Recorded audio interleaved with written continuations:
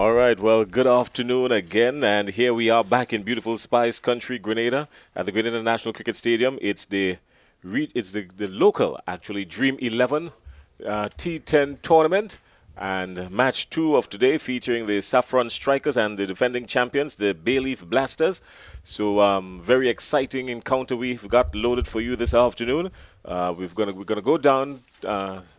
Pitch side for the toss because right after that we're going to get straight into the willow meets the leather. Welcome to the Toss-Up Match 2 here on Match Day 1 of the Season 3 of the Dream 11 Spice T10 tournament. It is a big one. Actually, this match is quite interesting as the two captains who met in the finals of Season 2, they're squaring off today. Albert, one of the captains in with a new team. We have with us the match referee, Mr. Carl Felix, and the new captain of Saffron Strikers, Daryl Cyrus, the home captain, and the captain of the defending champions, Bayleaf Blasters, Devon Smith. Match referee, over to you. Right, home captain is Daryl, and he has already have the coin. He will do the toss. Devon, you would call. The call is for a head, and for the second time today, it is a tail. So Cyrus, you have won the toss first. Cost one as the captain of Saffron Strikers, and what will be your team's decision? We're going to have a bowl first. New team for you this year. Looking forward to the new challenge. Yeah, of course. I'm here to change Saffron feet this year, and that's what I'm going to do. All right, Cyrus. We know Saffron, as we'd have considered them to be one of sort of underachievers in the first 2 seasons. This year, quite a number of new components to your team. Can you tell us a bit of who are some of the new faces to your squad this year? Well, we have new faces in the likes of Rashawn Williams from Barbados. He's a very good striker of the cricket ball. We have wicketkeeper batsman from Dominica, Gian Benjamin. As you know, a good striker of the ball also, and we have the likes of Shaman Lewis as a replacement player, West Indies. That's it. Quite a regional flair there to the Saffron Strikers. Sending in the Blasters to bat first on what looked like to be a wicket conducive to seam bowling earlier on. What do you think would be a good total you would want to restrict them to? Well, from watching the first game, a good total to restrict the Bayleaf Blasters. I think anything under 100 would be good for my bowlers to. You talk about the members of your team, new members coming in. What has been the general mood like in the team leading up to this tournament? Well, the vibes is really nice in this camp. We have a lot of overseas players, so they're getting used to the players from the Spice Isle, and yeah, the vibes is really good. All right, well, Cyrus, we want to wish you guys all the best for this match and the rest of the tournament. All right, thanks. Devon Smith, the captain of the defending Bayleaf Blasters, asked to bat first on this track. What are your thoughts? I think it's a good wicket. Once you apply yourself, you give yourself a chance. 120, 130 is a good total here. Your team, quite a few changes from the team that would have successfully won Season 2 of the tournament. The MVP of the tournament, last tournament, Kavim Hodge, he's away on other duties. You also, without the likes of Jelani Robinson. But with that said, you have some key additions to your squad. How do you rate your squad or the composition of your squad coming into this season? Yeah, I think we have a good squad. We have some good replacements for the guys that pass. But having said that, I think once we do the 3, things good. Batting, bowling, and fielding. We have a good chance of winning. All right, you've been asked to bat first on this wicket, a wicket you know very well, and you'd have seen the earlier match and the conditions, what it's like. What do you think might be a good total you guys can set and successfully defend?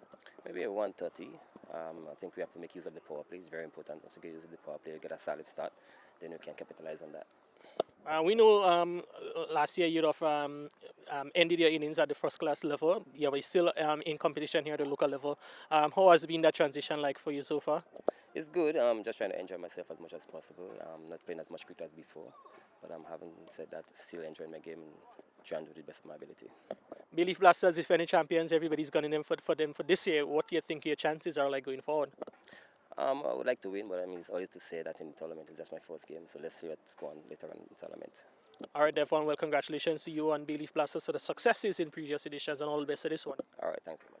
So that was the news from the middle, reminding you that the Saffron Strikers, they've won the toss and they've asked Bayleaf Blasters to bat first. Thank you, man. All right, well, there we had it. The toss has been taken, and the Saffron Strikers, they won the toss, and they've elected to go into the field. So the Bayleaf Blasters will have a go. And, of course, the Bayleaf Blasters, they're defending T10 champions here in Grenada, led by Captain Devon Smith. So Devon Smith went out there, had a look at the wicket, and I'm quite sure even though his team would have lost the toss, he would not mind having a go on this surface first up. With me is Afi Fletcher. Afi, good to have you again. Good afternoon. Afternoon and afternoon to everyone around the world, morning, evening. Welcome back to our second game of the Dream 11 T10 Spice T10. All right, so the umpires out in the middle, Sean Manwaran and Isaiah Peters. They're going to be the gentlemen in charge of the proceedings. So colorful outside there, Saffron strikers in yellow, of course, matching the color. Known for saffron as one of our spices here in Grenada. And the Bayleaf Blasters. The Bayleaf not red by any means at all, but the Bayleaf Blasters, they're clad in red, led by Devon Smith. So a good contest shaping up here this afternoon. So Willow will meet Leather, and I'm quite sure we can look forward to some hard hitting here this afternoon. Powerade maximum 6 and the Powerade Drive for 4. And thanks a lot to our partner, Powerade, for powering up the Spice Isle Dream 11 tournament. Afi, any predictions in this game? Bayleaf Blasters or Saffron Strikers? Where are you leaning towards? Tough one because two good opponents have good players on both teams. So I think I'll just wait and see who will pull it off at the end.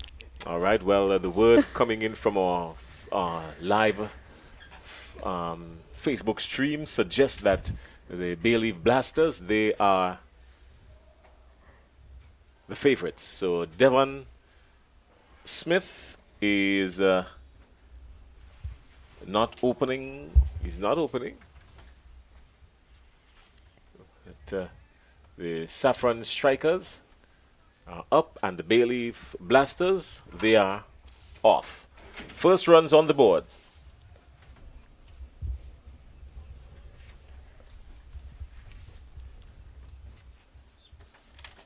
So Haran Campbell for the Bayleaf Blasters.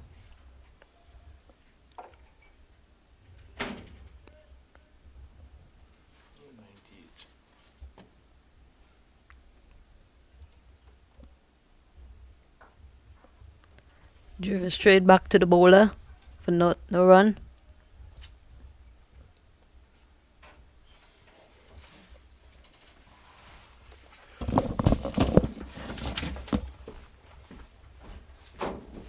Slap down to the too long off.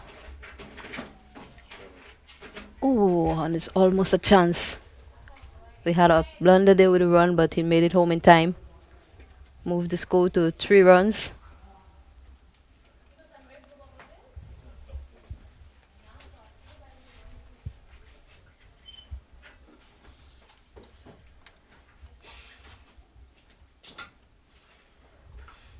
Oh, and it's smacked away for power with maximum. That moves the total to 9.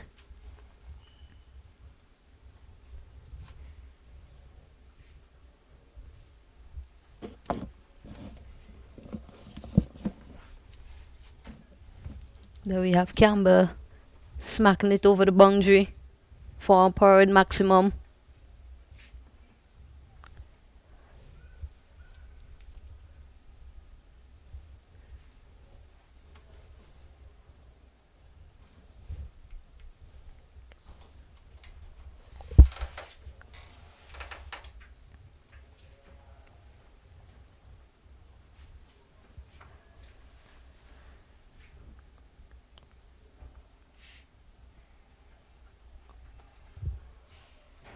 Oh, I thought this one would have been called a wide, but it's within the umpire's call.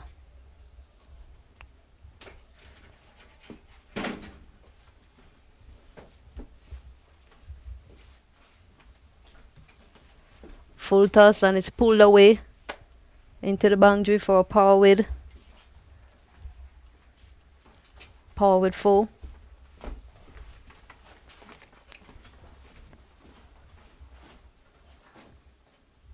Carry the total up to 13.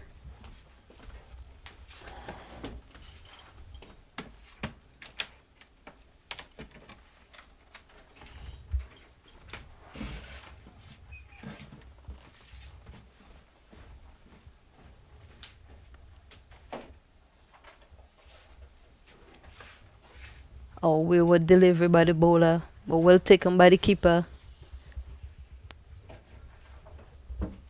We have a free hit here.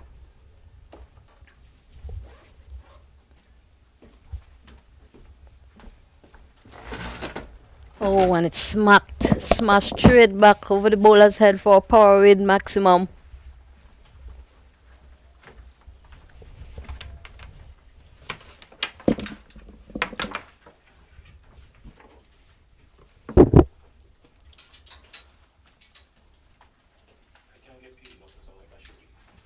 Completes the over.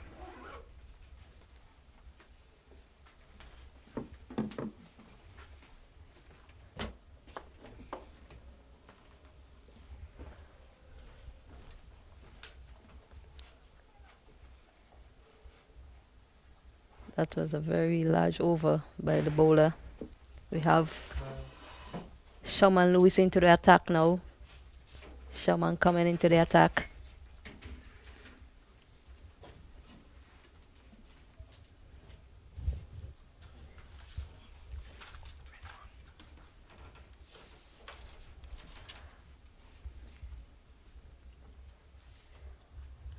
So at the end of over number 1, we have 21 with a lost.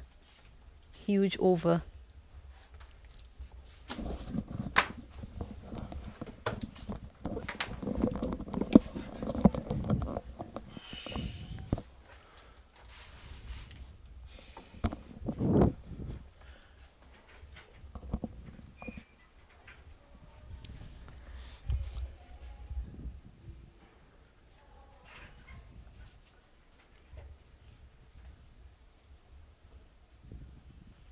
So one more run to the Blasters total. They move on to 22. We're in over number 2, Shaman Lewis. Very experienced, very talented pace bowler. Bowling from the Dabo end, the commentary end. And so far the Bayleaf Blasters, they're looking very positive. Yes, they are, Ronald. So we definitely will look to see how they can exploit the conditions. That would be the Saffron strikers. Oh, and this one is slapped over, extra cover into the boundary. 4 runs. We got a powered boundary, 4 runs. Okay, so the batsmen, the Blasters, they're wasting no time. I think they're trying to maximize the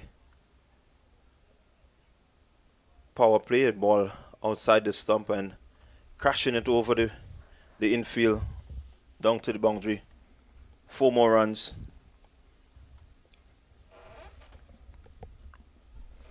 So the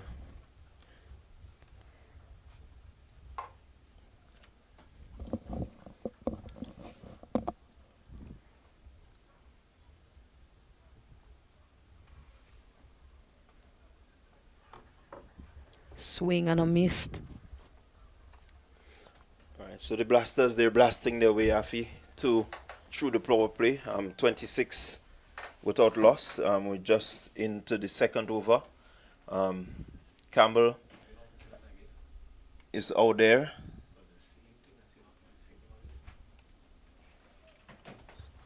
Looking really positive looking.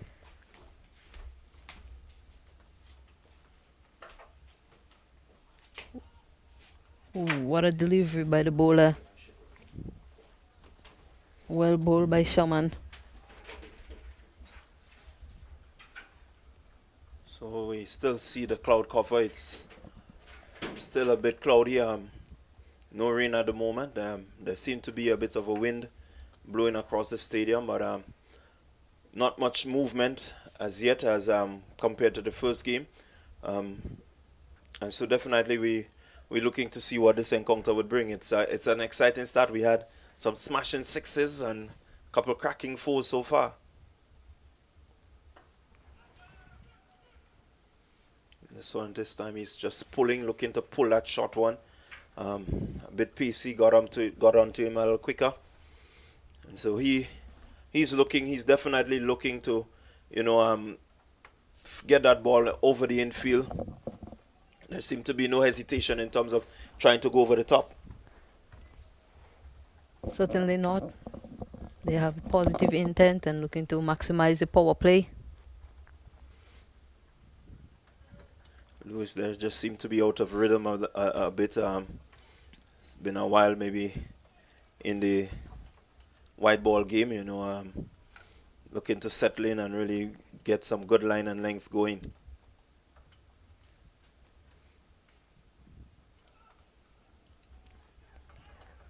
Oh, and it's a wicket caught behind. This one seems to creep up on him a bit faster than usual. Yeah, good delivery by Lewis. Short pitch delivery. Batsman trying to pull that one somewhere through the square region, coming off the top edge, and easy catch there by the keeper. So the first wicket goes down. The Blasters have lost their first wicket. It is Heron Campbell who has been out. Very quick fire score for him. Definitely the score now moving up to, it's 26 for the loss of the one wicket. As we see the new batsman coming in. And we're still in, or we're at the end of the second over. So definitely good going. It's Dennis Smith, 77. All right, so Smith is in, and he joins Wavell Benjamin.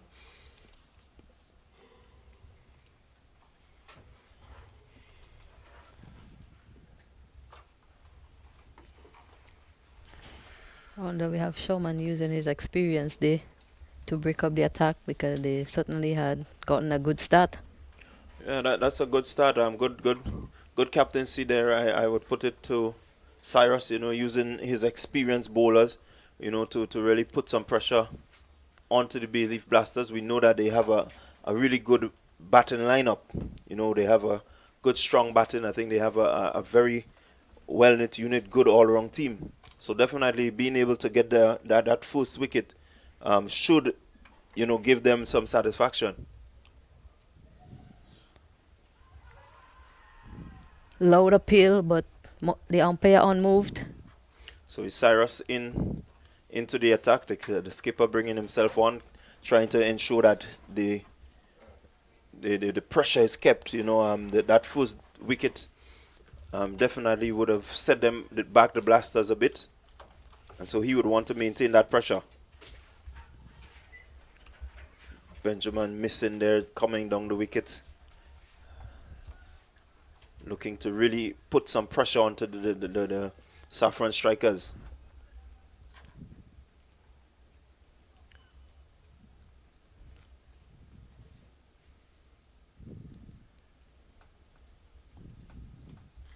It's an easy single there, so moving the score on to 27.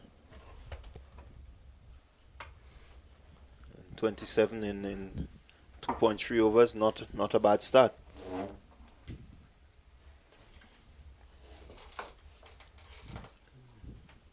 So that gives you a current run rate of just about 10.8. Cyrus.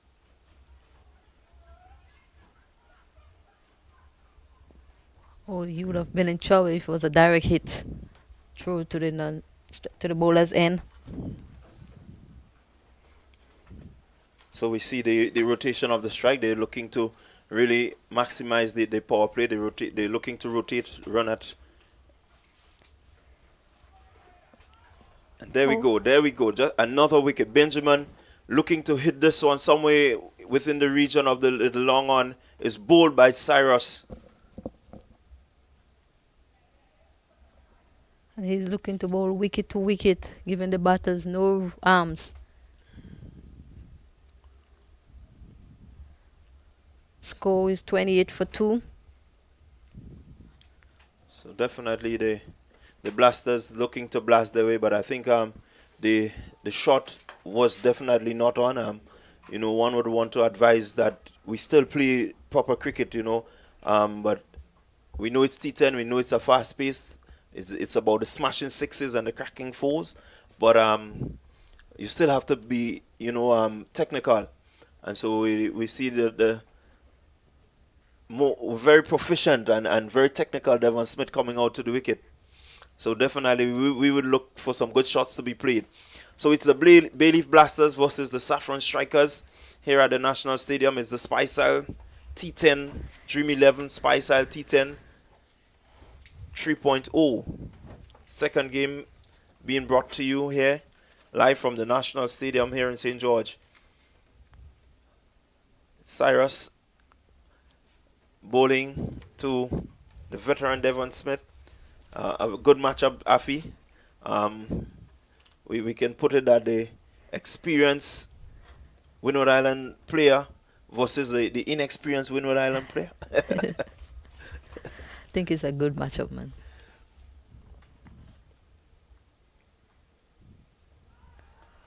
Ooh, Cyrus inviting him, but the experienced Devon Smith just fending him off for a single. So leg by adds 1 to the total, and so they definitely Cyrus bringing that on pretty fast, fast through the air, trying to ensure that the batsman doesn't get time to really get underneath it. So we see another change in the bowling. It's Ryan John. It's Ryan John coming in from the commentary booth end, and he will be bowling to Devon Smith. This is the third over. Right, the score it's 29 for 2. What do you make of the score so far? Well, I think that they got off to a flyer, but Saffron did well to got 2 wickets to bring it back to 2 wickets down. So I think that Saffron is trying to see if they can control the game from here with the 2 quick wickets. It's a game, T10, it's a game of strategy. It's fast-paced. You have to be, on point in terms of your strategy and your execution. And so John would look to execute a really good over. Good delivery. Smith again, technical, just pushing it back. Not looking to overhit, not looking to do anything that he should not. I think Devon is trying to take charge of the game, use his experience, and try to take charge of the game.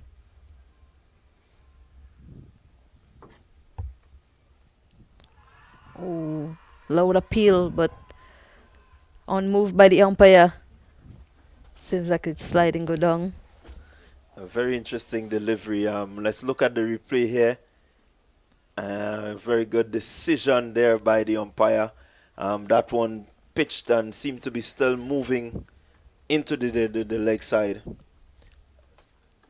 And so Smith survives.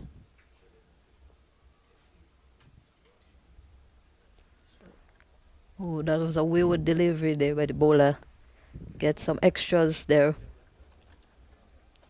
Extras adding to the total, and it's really helping the Blasters. Not so much of a good delivery, pretty wayward, and the Saffron Strikers will want to ensure that they keep things tight.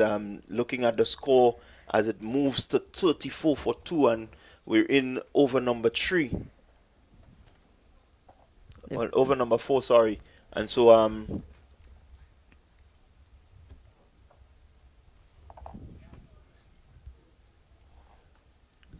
another one to the total 35 as Smith, the experience of Smith, he moves to 1, and so the Saffron Strikers will want to settle a bit and really focus on trying to ensure that they build pressure out there, because the more pressure that is, the batsman will most likely do something untoward.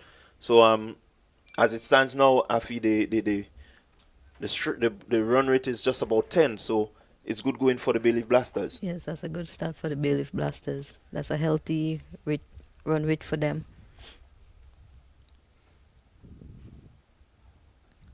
Ooh, well bowled by Ryan. Good delivery. Beating the batter outside off stump.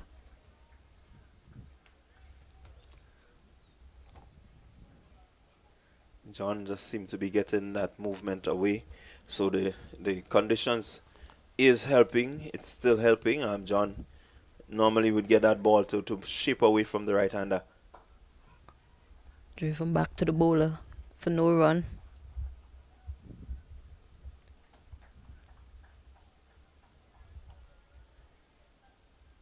So it's Dennis Smith in bat, facing up to John. So far the over, apart from that wide, that 5 wides, it's been a pretty steady over.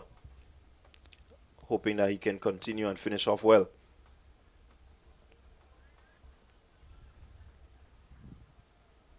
I thought that one was pretty close, Randall. Yeah, definitely. I think John would have gotten away with that one there. Yes. Or maybe just cutting that red line, that wide line, which acted as a guide for the umpire. So it must have been pretty close there. Maybe just moving away after it pitched, so the bowler gets the benefit. In this game, the bowler has to get a little something because the bat seemed to be so far dominating. Yeah. So there we have it. It's 35 for 2. We into the 5th over. The umpire signaling the end of the power play. Cyrus being meticulous in setting his field. The fielders are in the right position. It's Cyrus, and facing Devon Smith is facing. Good delivery, moving away. So definitely Cyrus will want to pull out the bag of tricks because the experience of Devon Smith. He can clear the boundary pretty easily. Once you bowl a bad delivery, he should be onto it. So what will Cyrus do? How would he go about this over? Let's see. Inviting delivery, but beaten Smith outside the off stump.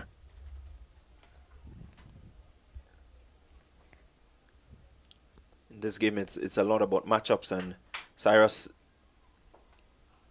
knowing the experience of Smith, has decided to bring himself back in and is bowling pretty well. You have 2 very experienced players in Devon Smith and Dennis Smith at the wicket.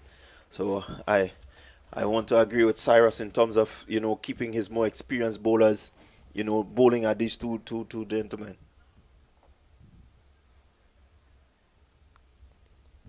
You have adjustment in the field by Cyrus.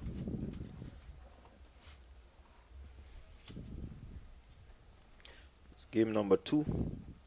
Off to a pretty good flyer, 36 for 2. 4.2 overs bowled. Swing and a miss.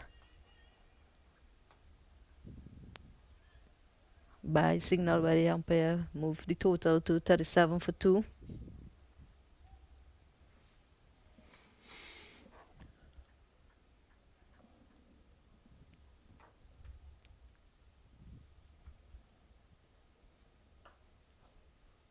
It's a full toss, and Smith just placing that one really nicely, finding the gap.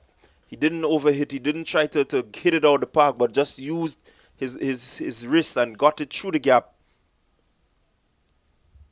4 runs. Power hit, smashing 4. Moving on the total to 41 for 2. So we're in halfway stage.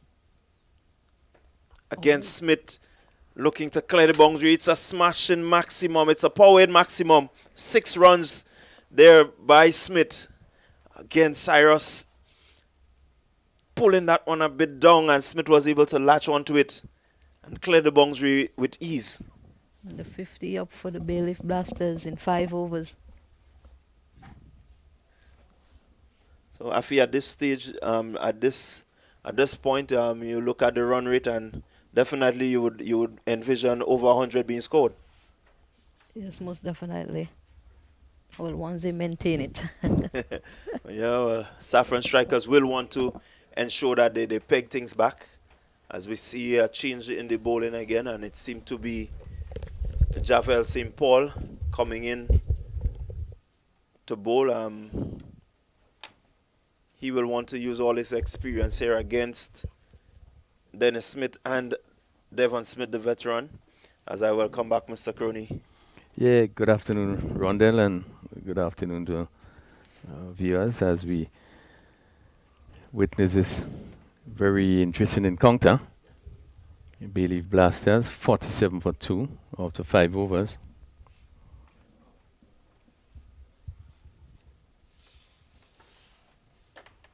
Good shot, very good shot there by Smith. Just getting inside of that one and whipping it off the legs. 4, a power 8 smash and 4. So good shot there by Dennis Smith. Using the pace of the bowler and able to find the gap. 4, bringing the total to 51. Good shot by Smith. Shortish delivery on his body, and he came back there and clipped it. You think of Gordon Greenidge when he saw that shot, clipped it really nicely over backward square, and that position being vacant, just went into the boundary for 4. So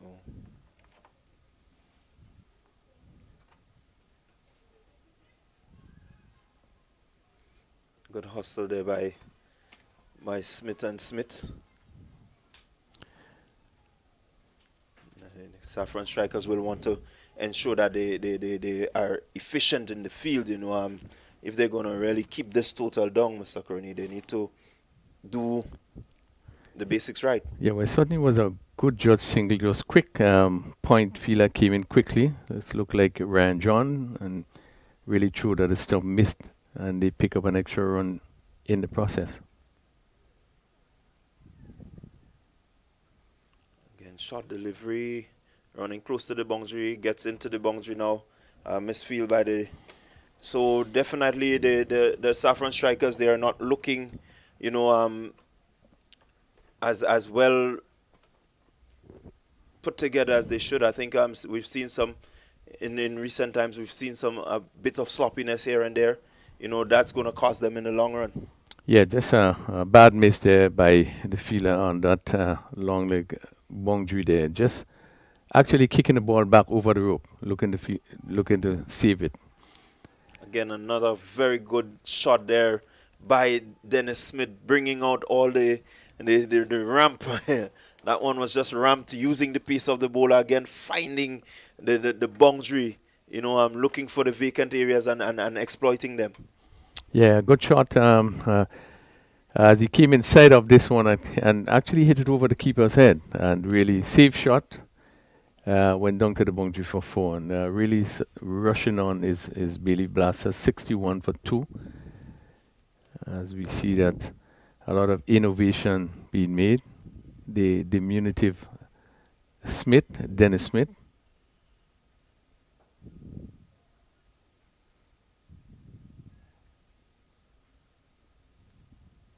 So Bayleaf Blasters seem to be striking the ball very well. Again, the experience of the two batters out there, I think they're able to settle the score. It's rushing, it's blasting away. It's 62 for the loss of 2 wickets. St. Paul has to respond and respond well if the Saffron strikers are going to, you know, really make a challenge of this.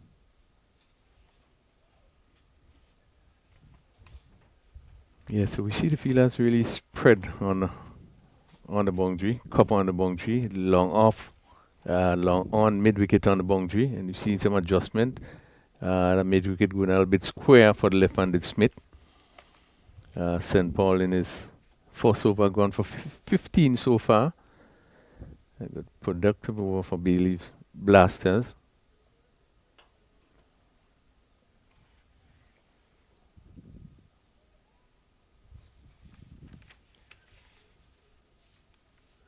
So good over there for the Blasters. They some 16 runs coming from it. A partnership of 35 between Dennis Smith and Devon Smith, propelling that score to 63 for 2. Really, the experience here seems to be showing. A bit of inexperience, I would put it, for the Saffron strikers, you know, being able to respond to that sort of pressure.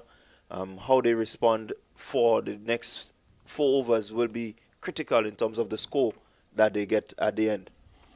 63 for 2, Bayleaf Blasters. Devon Smith on 13, Dennis Smith on 16. And as you said, they so far had some 35 runs and is really looking to push on. As I welcome back, Jason. All right, well, it's an interesting setup here this afternoon. Very interesting, I want to say as well. because going at just over 10 runs and over, it means that we can be in for something ginormous. Yeah, and we do expect that. I did expect that this game would obviously produce quite a bit more runs based on the way that, although there was Smith is gone again with him. This time Smith has lofted him, and 1, 2, 3 bounces, and it rolls into the boundary. Did it bounce just before? Actually, the power maximum went over long, wide long on for 6. We gave Smith room, and Smith is not the kind of batsman that you want to give room, so it just died just as it crossed over the boundary line in the air, and Smith had a go at him, and boy, did he have a serious lash at it. So Devon Smith has rolled on. Devon Smith has rolled on to 19. This time he's looking to heist him over mid-wicket and not making any connections there. And you can just see the hands of some of the fielders way in the distance, just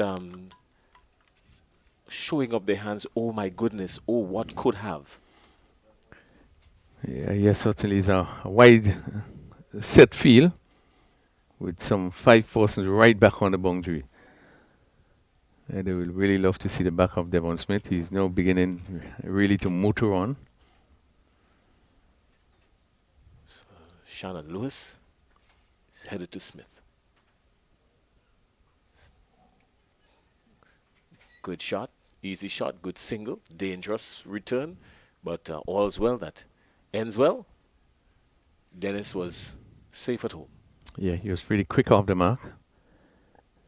It is so important that you run well between the wicket, and one of the things that you certainly have to do is to trust your partner. Smith was really quick off the blocks. So both Smiths operating, Dennis Smith on 18 and Devon Smith on 20. And the Bayleaf Blasters have pushed on easily to 70 for 2. 70 for 2. Good run rate, just over 10.5 runs and over. Yes, certainly. 10.77 is really good going. And just to give you an idea of the Bayleaf Blasters team, Devon Smith, the captain.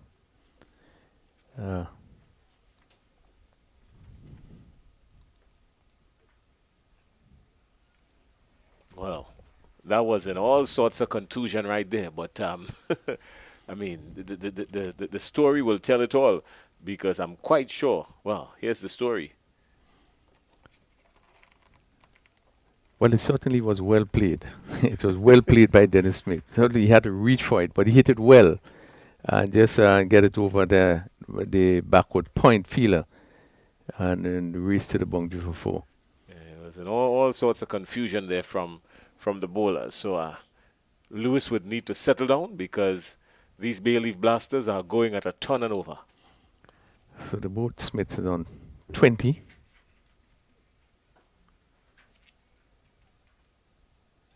Easy single again. There's always 1. 2 was never in the picture.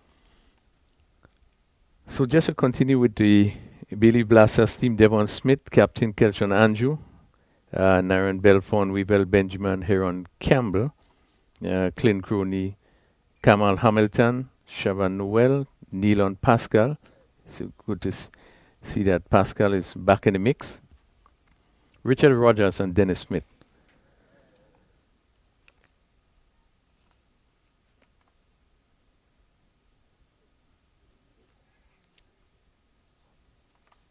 Had Devon Smith in 2 minds there, but Dennis was off the non-strikers end in a flash and forced the single, and 76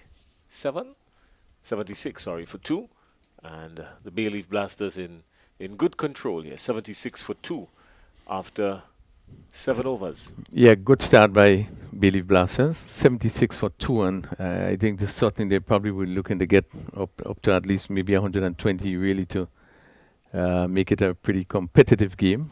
These teams are pretty even. They would want to really make as much use as they can for that 10 overs. They are going at 10.86, and I do believe they will want to continue that to the end of the inning. They have just lost 2 wickets.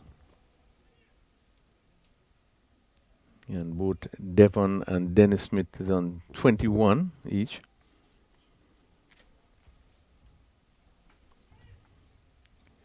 Williams, Rishon Williams are going to pick up the attack from this northern end. So Williams will be heading to Devon Smith, who is comfortably poised on 21 or 14 deliveries in this, the limited over version of the game, I like to call it. Oh, and Smith is on to him in a flash. Somebody call a taxi. That has gone all the way. Maximum. Yep, that's a power rate maximum. Cleared it. Easy. Good shot by Devon Smith. He was on to it in a flash. Really crony. Yes, certainly. As you could see him, they reaching for it and hitting it over mid-wicket, wide mid-wicket, and really seal over the boundary for 6. And that takes him to 27, 60, and 82 for 2. Really have been good going. This time he's coming down the wicket and looking, but Williams saw him coming and held it back smartly, held it back just a little bit, and a comfortable push. Just a single added to the total, 83 for 2 after 7.2 overs, and a good run rate, just over 11.32 runs and over. So all things going equal with 8 wickets in hand. You fancy just over 100 runs for the Bayleaf Blasters, the defending champs? Yeah, I think they would want to get up to around 120. This time he's on. Smith is gone. Smith is gone. Yes, he was looking for the maximum, but the fielder outside there, that looks like Ryan John, was caught in 2 minds actually, and deciding to not go all the way to look for the catch. Lisi ends up in more difficulty and just settling for the 1 run. 84 for 2. Yeah, I think the bowler was a little disappointed because that just dropped just in front of the fielder. Smith is gone again. This time it's further, it's higher, and it's further back. Another maximum. So Devon Smith has found a groove here, and Devon Smith has raced to another maximum. He got under this one just a little bit more. The knees were slightly bent, got under it, and lofted it all the way over the boundary for 6 runs. Yeah, good shot. And again, what is seen as very important, getting to the pitch of the ball. He was really in good position and lifted it over wideish mid-wicket and for another maximum. So Williams in a bit of confusion here now. Oh, what shall I do next?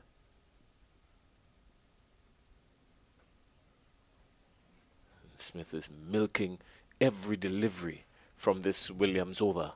He's picked up another single, 91 for 2, and Devon Smith has moved on to 35. Yeah, what is so interesting about both Smith is that they are able to pick up the singles. When not able to play the attacking shot, you can see him just pushing the ball and picking up the singles. So really, his scoreboard is being turned over every delivery. Oh, inside edge, or maybe a thick inside edge, and he was looking to heist him over long off, but found it through a square leg, almost a wider square leg, and just a single.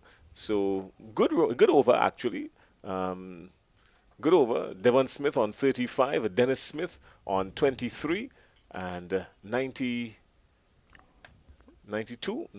for 2 are the Bayleaf Blasters, the defending champs, having a cold drink of water, but it's nothing cold in their attack here this afternoon. Yeah, they certainly is on their attack. Some 16 runs scored in that over, and we saw in that particular over Devon Smith really hitting two beautiful 6s over mid-wicket and still being able to pick up the singles, scoring at 11.50, a partnership of some 64, which really have been in really quick time. They have put on some 64. The last wicket was Benjamin at 28, so really they would have done really well, adding some 64 runs, and both batsmen seem to be in total control. Well, St. Paul is going to come back in. He had himself an expensive first over, going for 16. He's going to try to make some amends now. Well, not sure about that kind of delivery. If you want to make amends, he should have been punished even more. It was slow. It was like molasses on a cold day, hung in the air for a while, like clothes that was hung out to dry, and Dennis was only able to muster a single from it. Yeah, Dennis will be disappointed here, and I think was fortunate there for St. Paul, a full toss, and really didn't get hold of it, probably taking high up on the bat as you're looking to hit it straight back over the bowler head. Picked up one in the process. And what is so important, every delivery you're looking to score on. If you cannot get a boundary, at least you get a single. There's nothing won about this. Dropping just in front, a chance, you might think. I think this was pretty difficult. As Smith again looking to go over long one, came off the edge and went high over where a short third man will be. So we had the short third man going back on the backward point, but it just fell just in front of them to pick up 2 runs.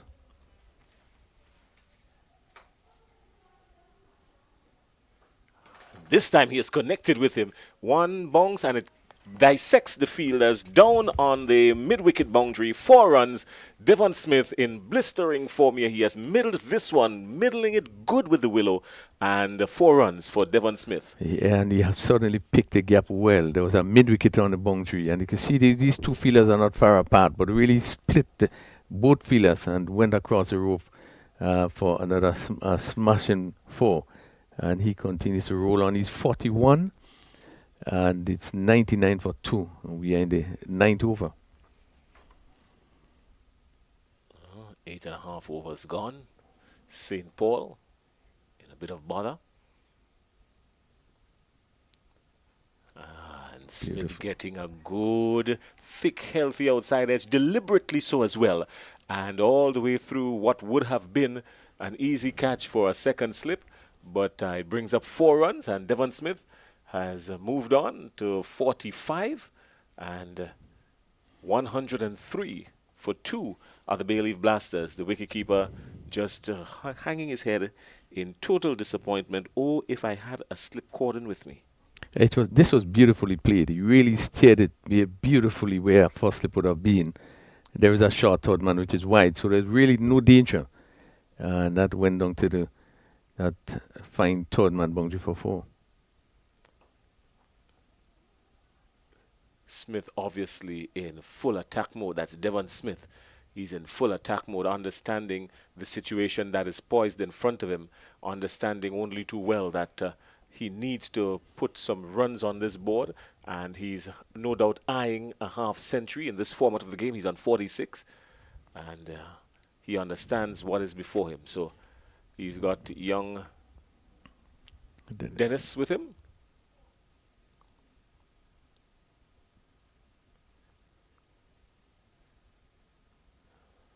What you just saw there was something almost like a movie. Yes, we see Dennis Smith trying to reach this one outside the after. Interesting to see. Let's see. Very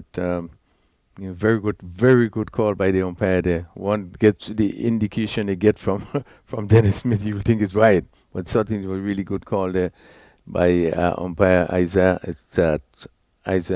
Peters, I think, who was exaggerated Man shot. Waring certainly really got it really right there. So 104 for 2. Devon Smith is on 46, and he has so far faced some 22 deliveries, striking at just about 209. And then we have Dennis Smith on 24, and he would have faced some 16 deliveries. And his partnership so far 76, as we are about to see the final over being bowled. So Ryan John is going to bowl the final over for the Saffron strikers, that should be. And this is going to be a very interesting encounter because both himself and Devon Smith are no strangers when it comes to a ball going up against the bat. And Devon Smith would love to have some bragging rights, especially after this over on Ryan John. Let's see how it's going to play out. Oh, living dangerously there, Smith. Nowhere close to it. Didn't come across. Just stood there and had a swing. Yeah, looking to pierce the offside field. And as you said, this will be interesting. These 2 players would have been battling each other, play against each other for so long. This time he connects and connects nicely, neatly, well driven square of the wicket. 4 runs and a glorious shot by Devon Smith, really. Yeah, that's a superb shot. So he has got 15, some 24 deliveries, 4 fours and 4 sixes. He really played that well. He got on top of it and really steered it to backward point. And that position being vacant, the fielder on the cover boundary a bit straighter. And that race across the surface yet for another 4. So his 50 coming up in 24 deliveries. Devon Smith, he's scoring pretty well. Came with purpose. Straight back over the bowler. Just one. So Devon Smith, his half century coming up in 24 deliveries. A good knock by him. He came into the wicket with -2, 2 down, and really played a captain's knock to this point. Here they are so far put on 81. Just 3 deliveries left. I did say they would probably get up to 120. Let's see how close they can get to that score. As we see John, adjustment on the field. Backward square is moved out from that position and placed on the offside. So it's very clear that his attack will be off on the off stump. One would think that you want to bring it right up. He now has a slip in place, or a sort of splice slip. A gully backward point cover on the boundary, mid off on the boundary, again wide outside the off stump. Well bowled by John.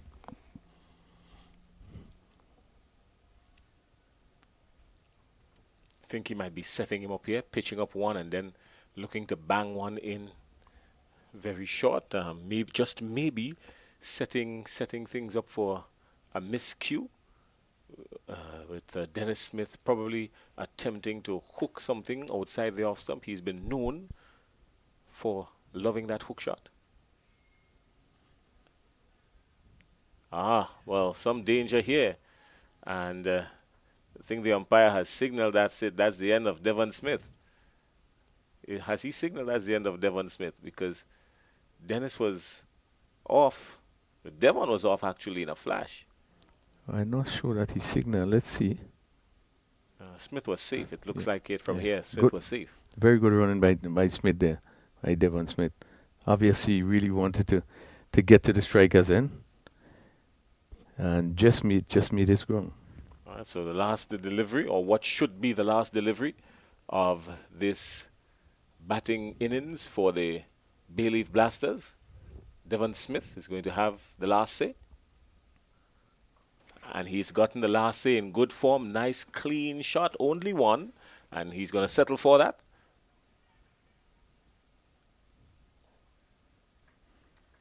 They attempted to. Should have settled for the one. The ball just, the throw just went to pass the wicket and attempted to manufacture something that wasn't there at all.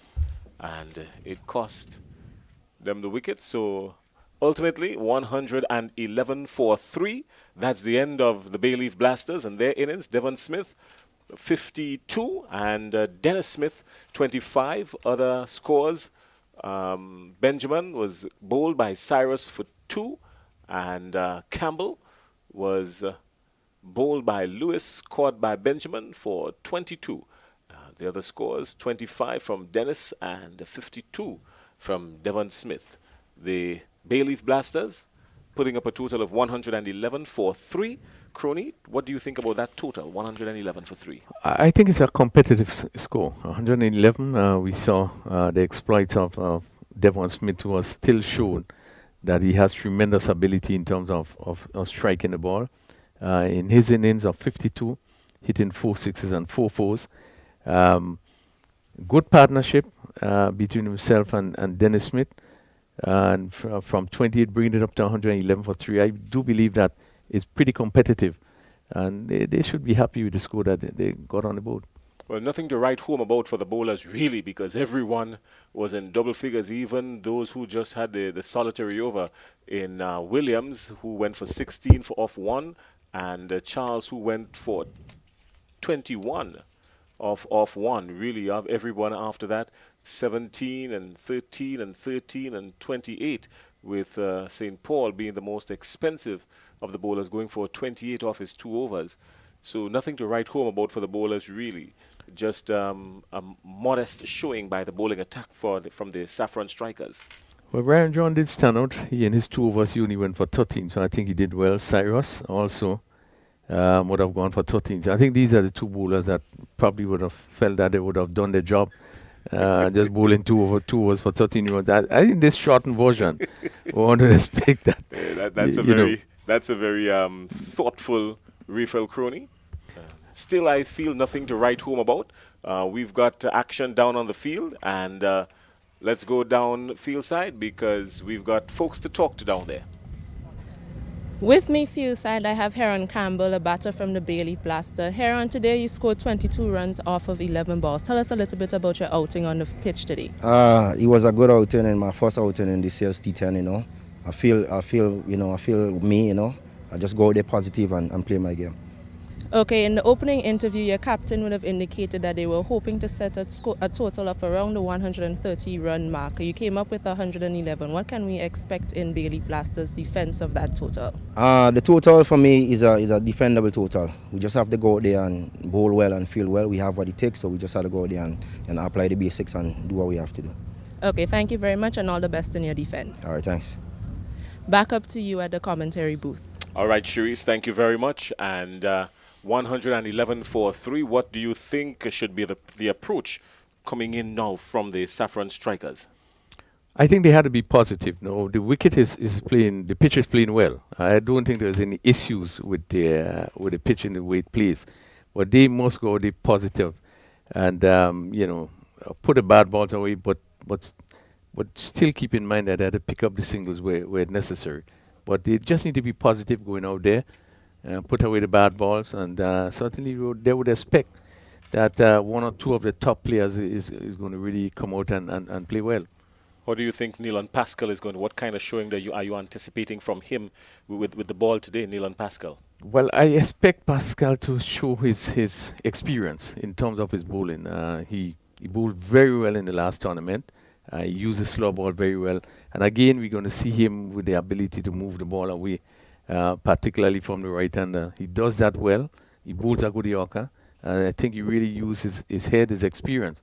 And one will think that variation will come into effect there. And one would hope that we're going to see that coming from Pascal. All right, well, if he does that, he's going to pick up a few wickets. And what better day to pick up a few wickets than his birthday? He's celebrating his birthday today. So today would be a good day for him to have some numbers inside the wickets column. That's Neelan Pascal. But I'm quite sure he's going to be ably assisted by the likes of Rogers and maybe Noel. There's some decent bowling from the Bayleaf Blasters, but I'm quite sure that the Saffron strikers, they've got some clear intentions with 111. Look out for them to come out all guns blazing because it's only 10 overs really. They've got to run at 11 runs and over. And it's also interesting, Jason. Now we probably have seen a little bit of a sunlight. Look, the pitch now would probably be a bit more dry than it was early on today. So again, it makes it pretty easy for batting. All right, well, we're going to pause for just about 5 minutes, get a quick refresher, and then we're going to come back and go on down to the middle as we get ready for the reply from the Saffron strikers. They're looking at 112 for victory, and that is going to be a challenge, all things equal. But this is cricket, the game of glorious uncertainty, so anything can happen anywhere you look.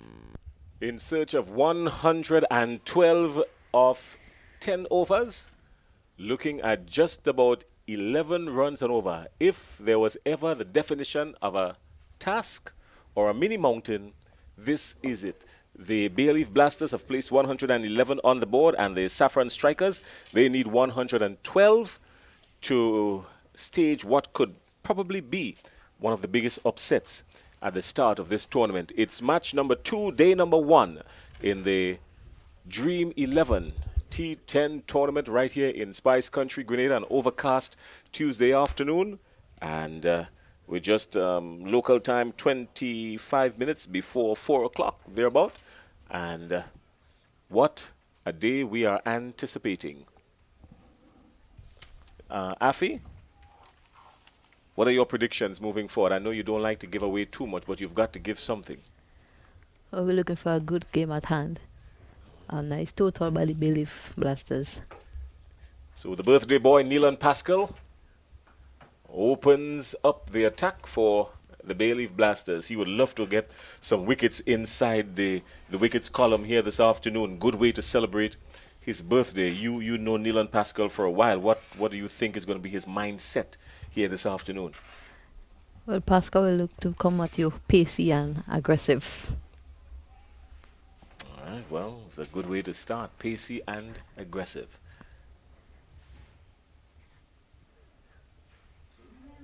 Good, thick, healthy outside edge.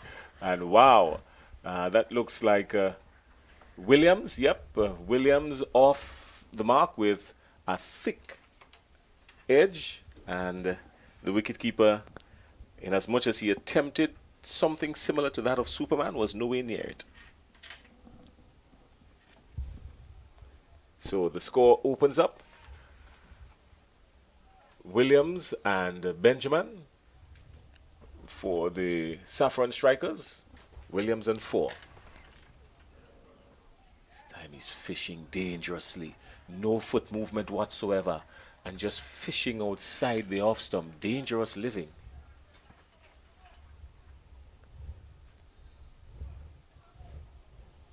We've got to get bat on ball here now, because it is going to be absolutely essential.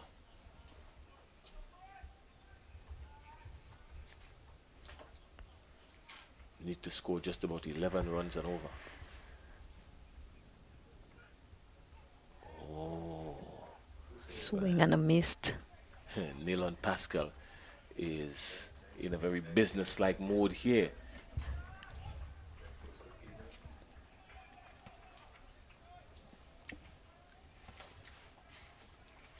So Neelan Pascal celebrating his birthday, handed the ball by Captain Devon Smith. Smith understands that he's into the power play, so man down on the long off boundary.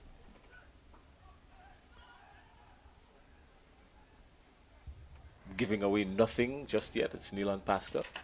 He's very tight in his bowling. You realize each dot ball keep pushing up the rate, keep asking the rate to go a bit higher.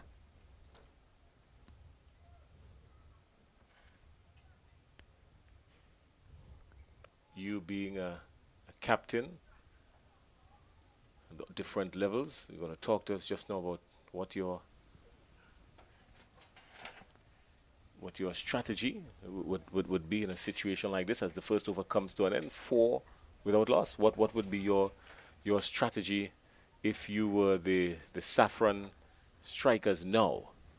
What would you tell those two batters outside there? What sort of instructions would you give to them, knowing both of them and their capabilities, Williams and Benjamin? Well, you have to let your batters go at it, because you know the asking rate is 11, so you got to let your batters know they have to find boundaries. And if they're not finding the boundaries, they have to eliminate the dots still and pick out the singles until they find the boundaries. All right, well, solid and sound advice for those of you who are listening and who would be participating in this tournament. I'm quite sure you want to pay attention to the voice and the wisdom of Afi Fletcher. So Benjamin, the wicketkeeper, is there. for the Saffron Strikers. And Hamilton, Kamal Hamilton, tall, lanky figure of Hamilton. He's going to try to get some movement off this turf. It's a left arm off break bowler.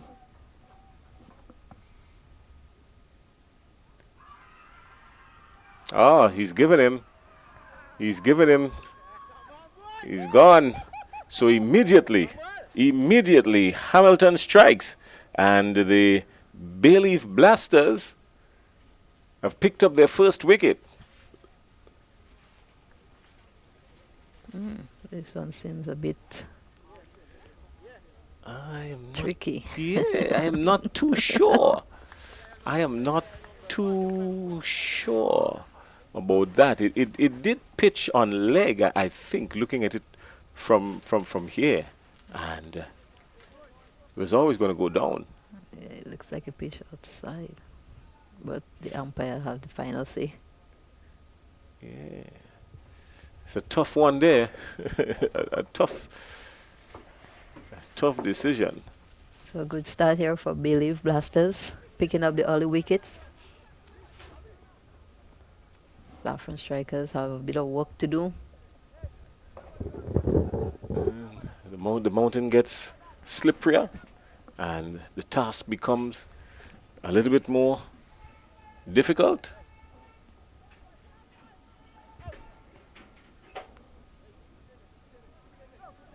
This looks like Anil Matthew, who now comes in for the Saffron Strikers. So Matthew will have to face on Hamilton. So Hamilton already picking up a wicket in his very first delivery. Oh, smashed.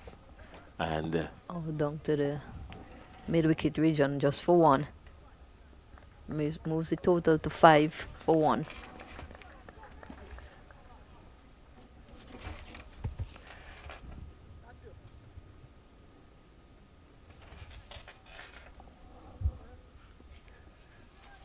so Hamilton. So it's well driven, well played all the way back past the bowler, drilled back past the bowler, and the 4 runs, smashing 4 all the way back past the bowler. Good shot. Power cracking shot there by the batter.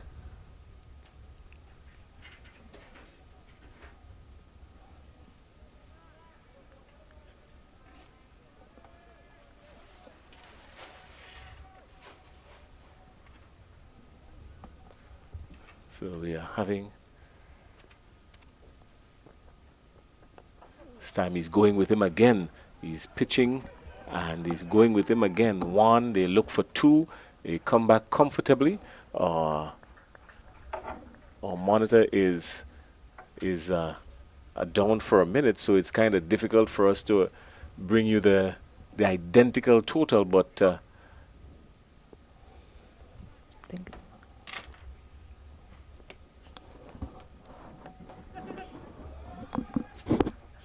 shot back over the bowler head. 4 runs, another power with cracking 4.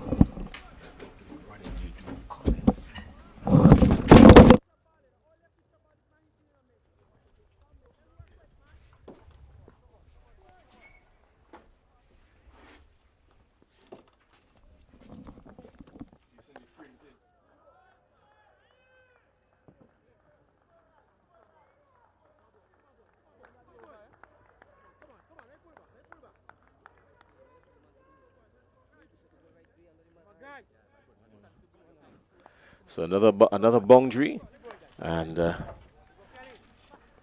so now 19 runs coming off. 19 for 1. 19 for 1 are the Saffron Strikers in search of 112. Still having some minor technical issues here, which we are working on because we want to bring you all the details on the scores. But the Saffron Strikers in search of 112. They are 19 for 1.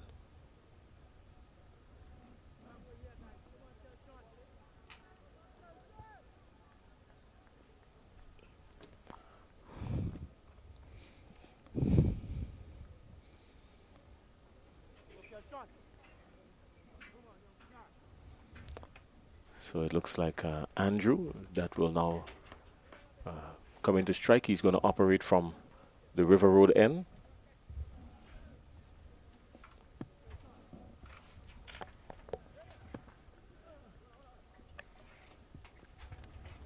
Right, so 19 for 1.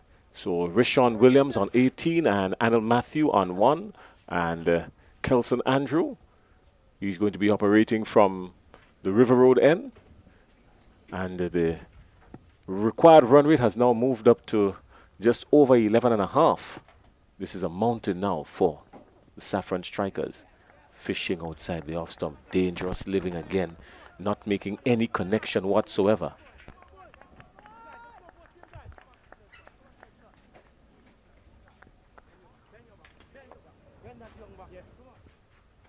Encouragement on the field for young Andrew. Tall, lanky figure being encouraged to put some back into it. This time he's coming through just a little bit faster. And an easy single. But maybe just closing the face of the bat just a little bit more would have brought about 2 runs. It would have played up a little bit straighter. Some vacant areas outside there. Yes, try to find the gap and get 2s and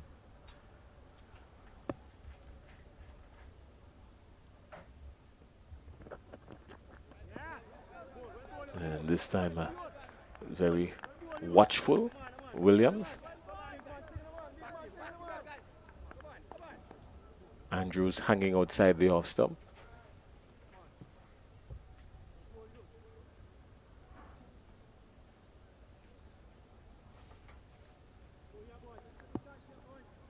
It's going to be interesting to see if Devon Smith will hold back Pascal.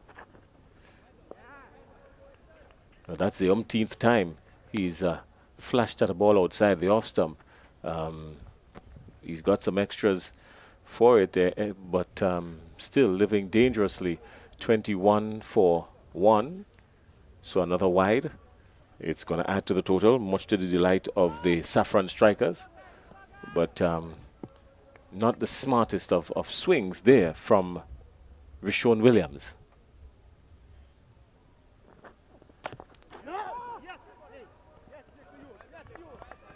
So better delivery. as you can see, he's trying to get inside the line and walk it on the onside.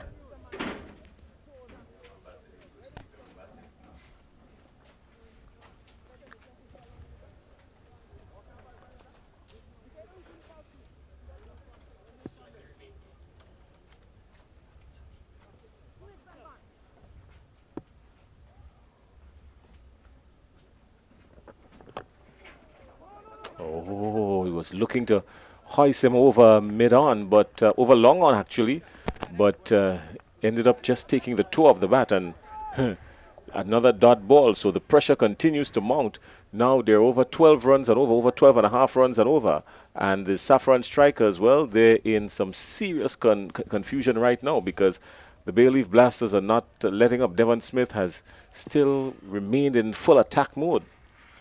Yes, they're looking to push the rate higher and higher. Well, for the fourth time, he has flashed outside the off stump with no foot movement. If he only just moves his feet a little bit, he may get a little bit closer to it. But he has been flashing outside the off stump for the entire over and not making any connections. 21 for 1. That brings up the end of the third over. A required run rate of now 13, which seems more and more improbable for the Saffron Strikers. But anything is still possible. It's a huge ground. And miracles do happen from time to time. Rondell John is going to take you through the next few overs with Afi Fletcher.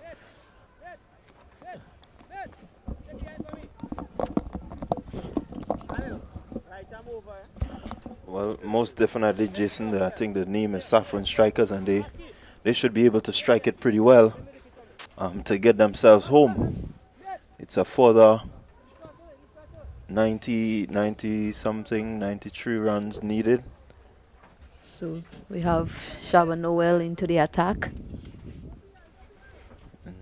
we do know that there's quite a bit of batting to come for the strikers. Ryan John, Cyrus, who's some pretty clean strikers of the ball. They're still in the hut. So they would just call on these two to, finish the power play well, and then they take it from there. So as Noel from the Dabo end. Oh, and it's smacked into the boundary for the power with cracking 4. Short ball there by Noel, and batsman just swiveled on it and got it through. So definitely that's the sort of impetus that the strikers need. They need to continue to strike like this, strike some 4s, strike some 6s, and definitely they would be in the hunt, chasing down that 112 that is needed. So this over would be a very important over, Afi, in terms of the strikers and where they would finish at the end of the power play. Yes, indeed. And that one a little too close to him, missing out on an opportunity to score, but nonetheless he would not be daunted. I think he has the right mindset, and trying to really maximize the field restrictions and ensure that these deliveries are capitalized on. You can see the score is 25-1.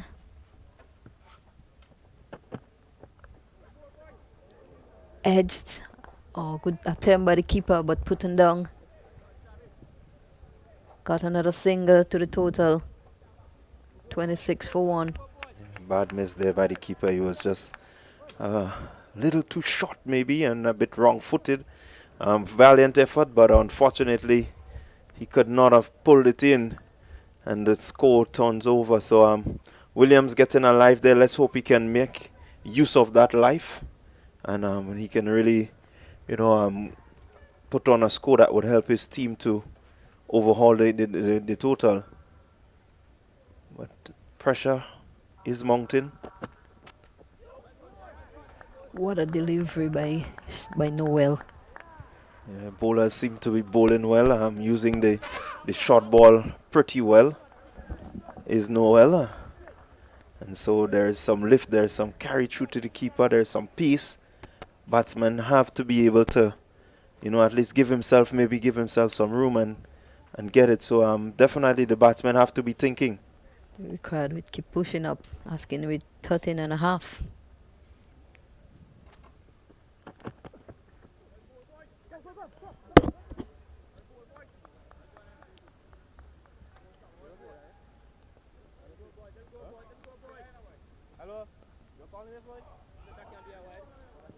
So no signal there by the umpire. So the batsman asking about a wide, but he went so far into his crease.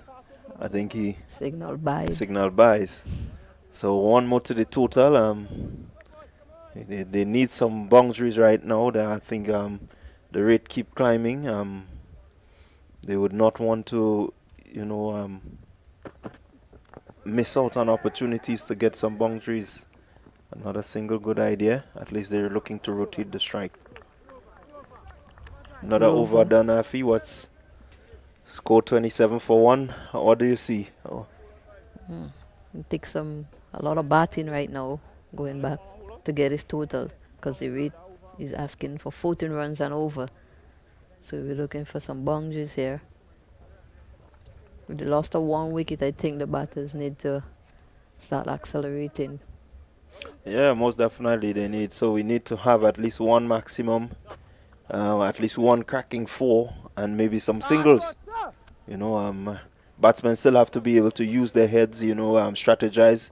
I think this is key. Is not just about trying to bash the ball, but they would need to strategize. So Belfon would be into the attack. Yet to see. We talk about matchups in this game, and I'm not seeing, that sort of strategy coming where you sort of pick the bowler that you would want to, get the most runs from. We're not seeing that. If you look at the partnership between the Smiths, you could have seen that.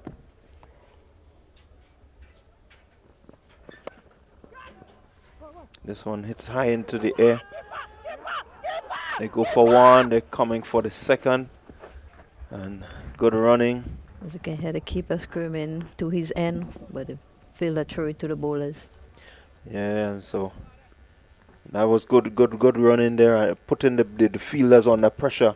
You know, he's not able to respond, but so at least they have the idea. They just need to clear the boundary some more in order to make a good match of this. Smash back past the bowler. Another one to the total. 31 for 1. We have Williams not out and 18 in 16 balls. And Matthew 11 in 9 balls. So the strike rate needs to be up a bit more if they're going to overhaul that total. As we see Belfon looking to get him out. Again, strange looking shot. Looking to hike him some way over the mid-wicket region, and the ball seems to be going the other direction. Seems to take the back of the bat there. So not getting used to the pace of the wicket, I would put that down to. Or maybe he's just trying to overhit the ball. We know that then the maximums are needed. So they definitely need to target how they're going to get it, the Saffron strikers. So far, Devon Smith bowlers have responded to the feel that he has said. They've responded well. But strikers,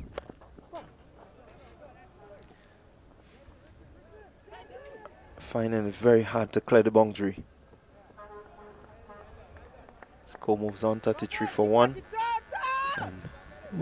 Belfon so far 4 balls and 5 runs. So we will put that down to good bowling, good bowling in good areas.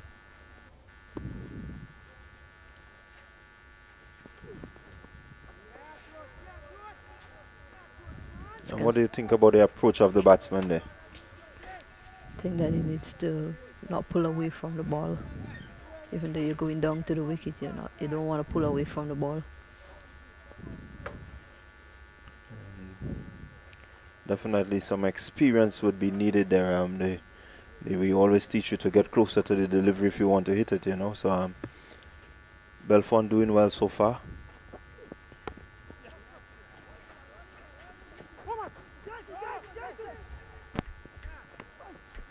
Still finding it very hard to clear the boundaries, to get that ball over the rope. So definitely the pressure is on. Smith is using all his experience in terms of ensuring that the Saffron strikers are stifled and they cannot respond. What is needed now would be some 15 runs per over.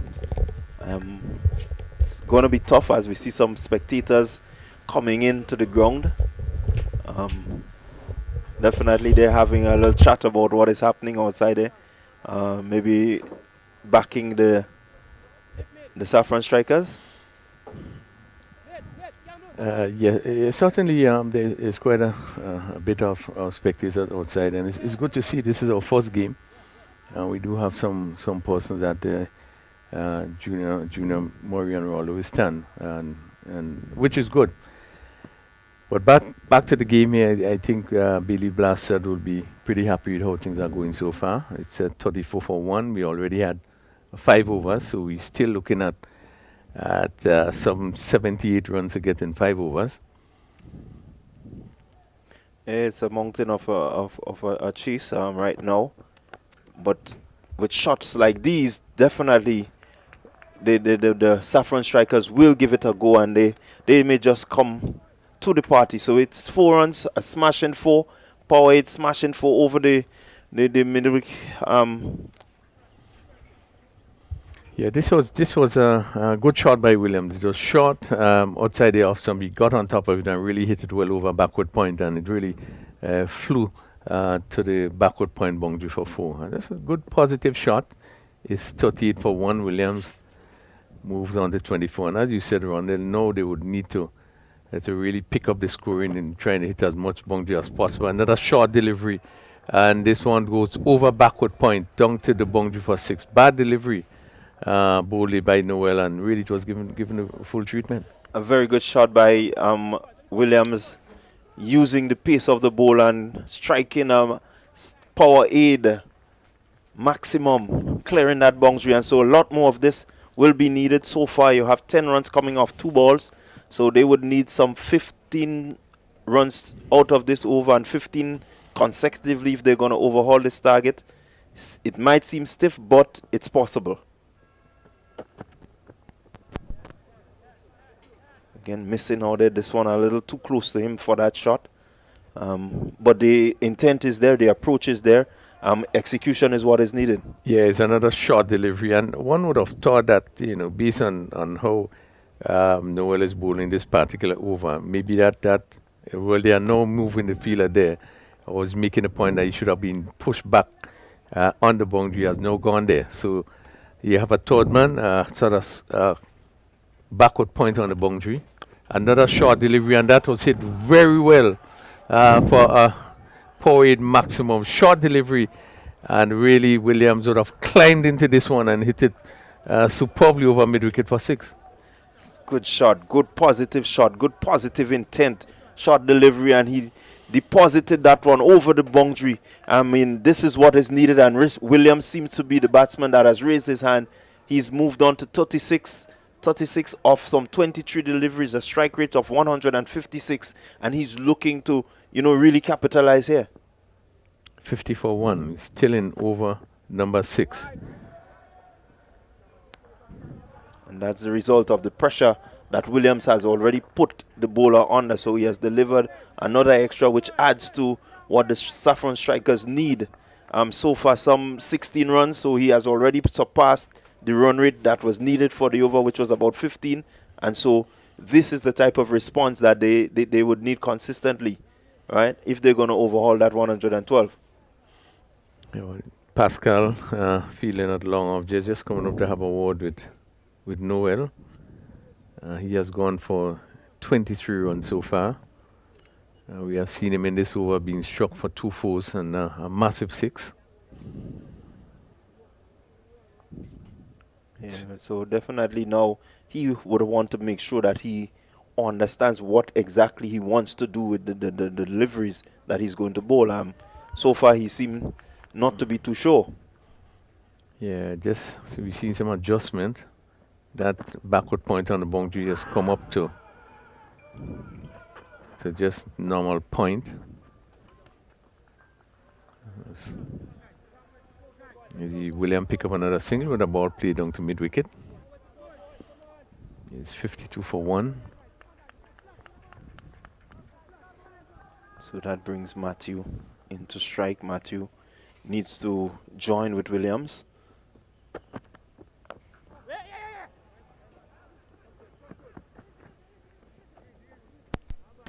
think he has done well so far in terms of ensuring that Williams gets back on strike. But it's the end of the over, so he will have the strike.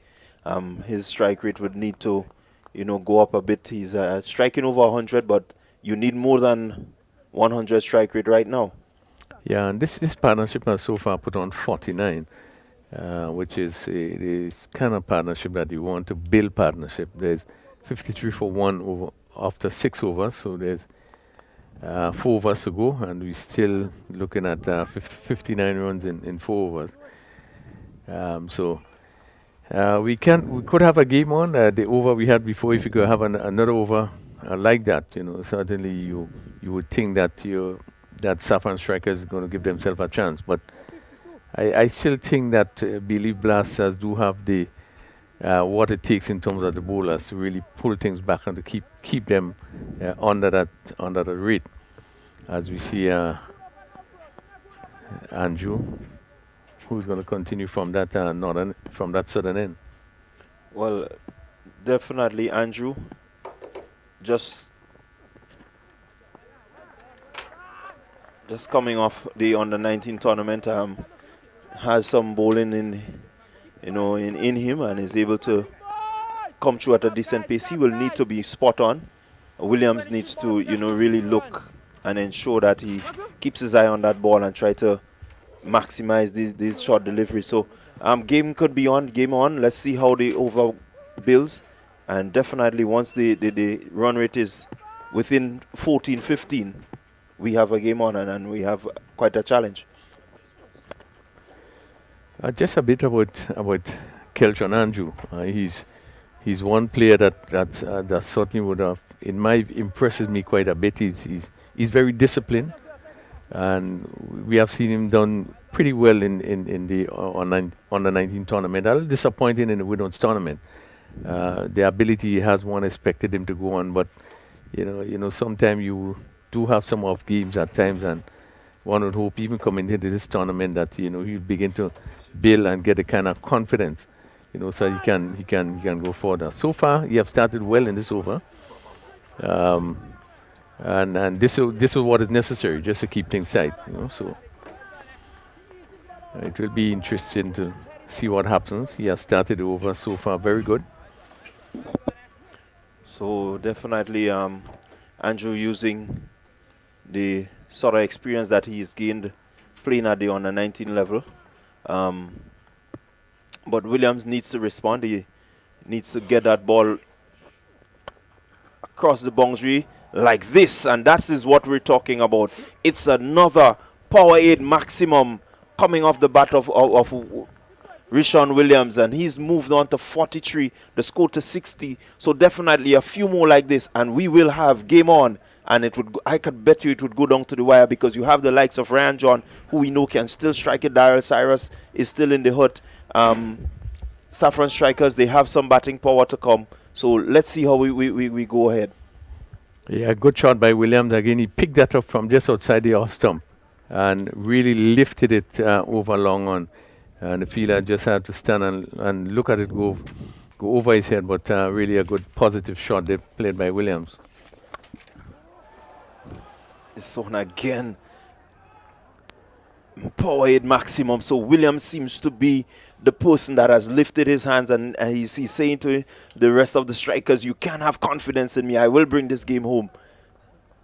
Love to see it. This is what the Dream 11 T10 is all about. It's about clearing the boundaries. It's about chasing down whatever total that is set. What do you think, Mr. Kearney? Who's your money on? Well, certainly, I still, if you ask me, my money still will be on Bayleaf Blasters. He has so far 49 from 27 deliveries, 4 sixes, and 5 is playing a good inning. But I still think you have to keep going for the rest of the next 3 overs, which is not impossible. But again, you give yourself a chance, even when batsmen plays like this. But I don't think he has anything to lose. He has to continue playing as he's playing. But really, he has picked up those were two very good shots. Just picked up those shot of length ball from outside the off stump and hit straight. And it was so important that he hit those deliveries straight. Oh, it seems like the bowler now taking that moment just to retract his step, just to make sure that he gathers his thoughts. Looking at his field, he would want to ensure that he bowls to his field. We have the 2 men out. Long on, long off, they're out. So he definitely should be looking to pitch that ball up. Yeah, even probably lose some variation, bowl his slower delivery and see what happens, because he's looking to hit this one. He's gonna clear, and just again we probably gonna have another look of this one. Let's see, the fielder had long off, just went pretty close. We'll have a look at it here to see what happens there. I think the umpires are, let's see. Actually, very good effort by the fielder. Let's see, the ball is, let's see when the ball left his hand, but certainly it was a pretty good effort.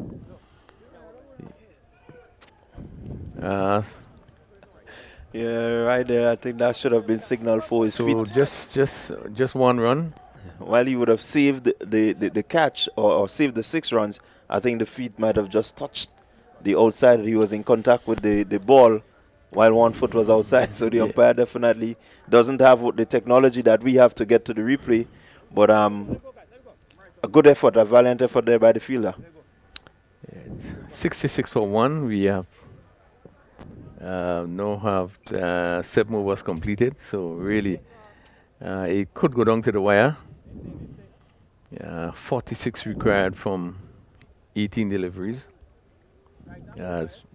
Pascal going to pick up the attack from this northern end. And let's see, the experienced Devon Smith, that experience would be called upon now in terms of his field placement. And what we haven't been seeing is much variation in terms of the bowling. And I think this is what is necessary now. The slower deliveries and so forth. You need to vary your bowling as much as possible. And you called it, and there you have it. There you have it. Slower ball by Pascal, and he drops the catch off his own bowling. Definitely Matthew getting a life, and let's hope that he can capitalize on that life that he has just gotten as we look at it there.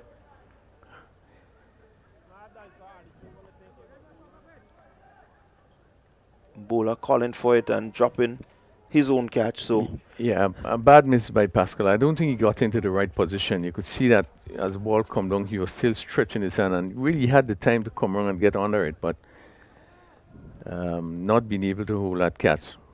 But we have seen, as I said, the variation, how necessary it is to use quite variation when it's particularly in situations like these. Yeah, Matthew striking at 107, 14 of 13 deliveries. Will need to assist Williams in terms of clearing these boundaries. More importantly, he has rotated the strike. Now Williams is, who seems to be in that mode to clear the boundaries on strike now. So definitely that miss, the Saffron strikers will want to capitalize on it. Pascal would want to ensure that he, make amends. So just a look at the field for Pascal. There's long on the boundary. There's mid wicket, straightish on the boundary. And there's another dropper ball hit down to long off and got both hands to it and was not able to hold on. Again, another miss. Yeah, so far two chances going a begging, and the momentum seems to be shifting to the Saffron strikers. 2 chances, 2 batsmen, opportunity for 2 new batsmen to be in, but not taken. Yeah, Rogers did just feeling to hold on to this one as it went down to long off. He got both hands to it and just was not able to hold it. So we are Matthew in this over having 2 chances. Yeah. Being dropped by Pascal himself and now being dropped by Rogers. Or that should be Williams being dropped by Rogers. Yeah, so yet still it would pass as a good bowler, a good over by Pascal. Some 4 deliveries.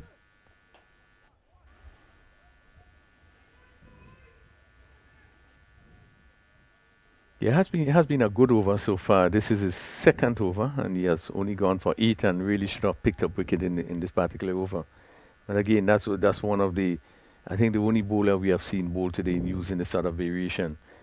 And he's bowling a good spell. Very important over, this 8 over. Yeah, very good going there by skipper Smith, bringing back his most experienced bowler, building the pressure. Shot. They go for yet just another one. So run rate up to 20. So definitely that was a really good move there by Smith to get his most experienced bowler in. And Pascal bowling this over, building so much pressure that the run rate has skyrocketed to 20. They need some 40 runs of 2 overs. Yeah, that will be tough, 72 for 1, and this is what I said, even though they had a big over before, they would have to continue having some big overs, and this is you don't often see those things happening, and Pascal just came back with his 8 over bowler, a very good over.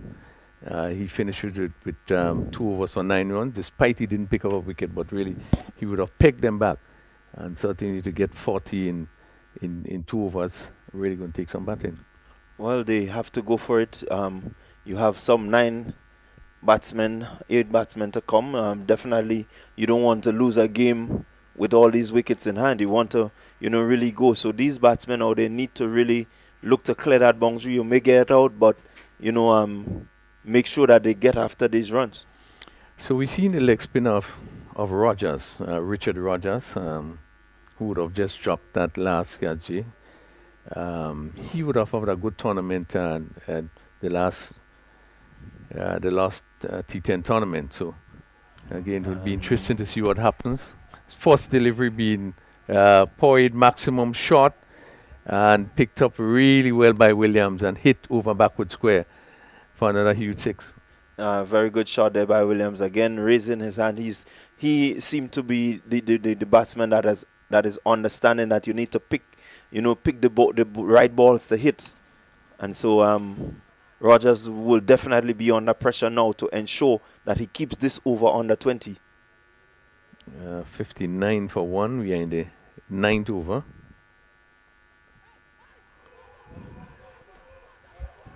Running hard, looking for 2.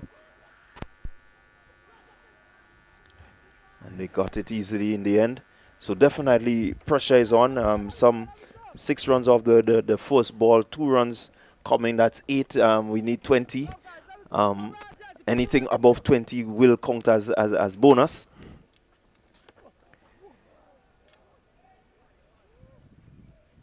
But I think he has the right approach. Let's get on with it. Let's get after the bowler, unsettle the bowler as much as he can. It's up to Rogers now to keep his nerve and to ensure that he delivers for his team. Yes, you had to give yourself every opportunity, and I think the inning that was played by Williams have been a good one, and was not afraid to really take on the bowlers.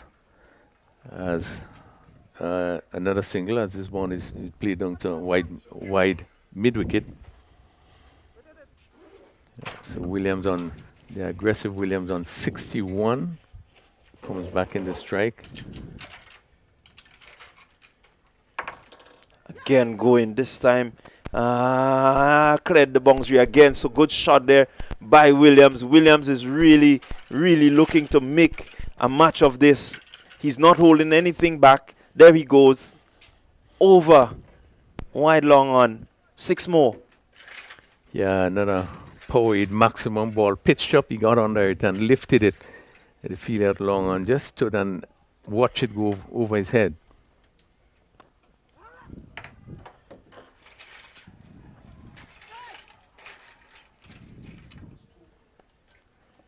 So I think they missed a trick there. That for me, you run hard and you get the 2 instead of just giving in there was no pressure on that fielder. You have to put them under pressure at this stage. Yeah, what it actually was the end of the over, so I think Williams would want to stay in strike. That's the best opportunity for him to stay in strike to face the last over. It's 89 for 1 after 9 overs, so they need just 23 in the last over.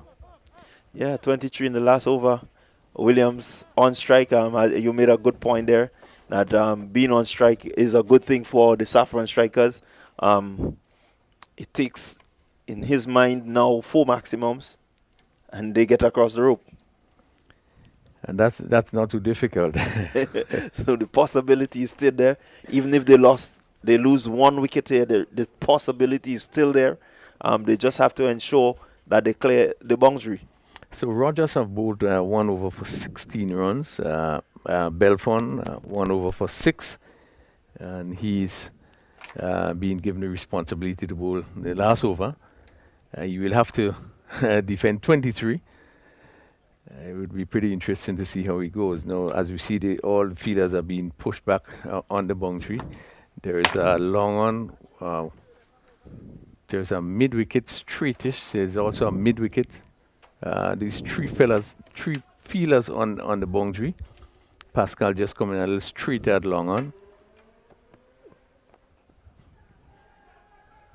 Looking to clear the boundary up in the air. And taking it. And he's out. So Williams, the dangerous Williams goes. Good response there by the bowler. Let's look at it here. Looking to hit that one straight back past the bowler over his head. Getting not too much under it. Easy catch taken there by Rogers. And so the dangerous Rishon Williams goes for 68. The score 89 for 2. Your predictions? Well, certainly has been a good inning by Williams. I give Saffron striker some hopes. He scored some 68 and in some 37 deliveries and hitting, he batted for he batted from some 44 minutes, 5 fours and 6 sixes. Really, the inning that he played really gave them some hope. But what we saw there, that delivery, again, it was a slow delivery. As the left-handed Belfont came, and you could see him slow it up. And he was looking to clear long off once again, and he had no choice but to try to clear. But I think, and this is why, the variation are so important. He was not able to get to the pitch and get under the delivery. And probably was too early into the shot. And he just went up and a simple catch at long off. So we see the dangerous Ryan John coming out. So Saffron strikers seem to be going after it for all their money. We know Ryan can hit a long ball. He is really good at striking the ball over the boundary, and so this is what is needed. Belfont has to keep his nerve. Let's see. Good first delivery there by Belfont. Just looking to pitch and move away. And you see pace taking off also. So really it was a good delivery, and it left the right-handed John, and obviously he was looking for the big shot. So it's a good delivery. Yeah, definitely. I think John needs to survey his field if Belfont is going to continue to push it across him. We have the third man up in the circle, so he needs to maybe be able to use that spot, just as I was saying it. And 2 runs there.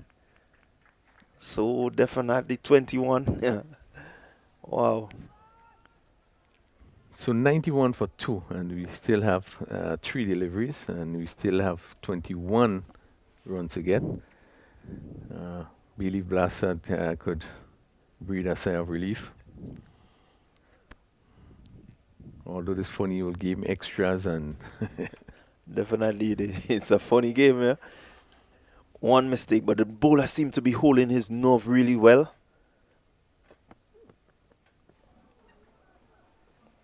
White signal there by the umpire. So as we were saying, you were just saying that, and there we have it, a wide being delivered. Trying to keep that ball away from Ryan John. So again, possibilities getting there. If he were to bowl maybe at 2 more wides and John could connect onto 3, we could have a result in favor of the strikers. But he has to hold his nerve.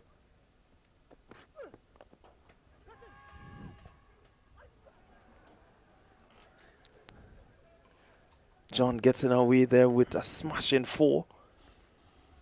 Yeah, and another miss by the fielder at, let's see. It was difficult. It was a difficult catch, and he tried to take it on the bounce. And just went Rogers again in that position and went for 4.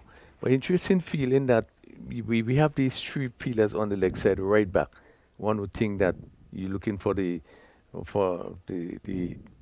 shot going to clear mid on, but he has been bowling consistently full outside the off stump. Yeah, and I think what has been asked of him by the captain is to ensure that he gets that ball. Captain is asking John to take it from wide outside to bring it across to the other side. So, but John, using his ability, his skill, and being able to get it over the offside, getting a 4. It's not going to help their cause, but 4 nonetheless. Yeah, well, and the offside field is in, so anything, he will be able to beat that offside field with ease. So the attack has been there, but having the fielder been placed on the leg side, one would have thought that you would have been closer to him. Again, same result with the ball being able to go over backward point, and a comfortable win for Bayleaf Blasters, 100 for 2 after 10 overs. And really, it has been a good over there, bowled by Belfont. And the Bayleaf Blasters would have won, I think, pretty comfortable at the end. Yeah, that's a comfortable win for the Bayleaf Blasters. Again, the experience in terms of the captaincy, knowing exactly when to bring back your ace bowler, the strategy in terms of the fielding positions and asking the bowler to bowl, across the batsman, making sure that he cannot get, to pull that ball through the mid-wicket. Really good strategies coming down to the end there, because I can tell you the pressure was on. Any mistake there, I know that the Saffron strikers would have been looking to capitalize. So definitely good game. Good outing.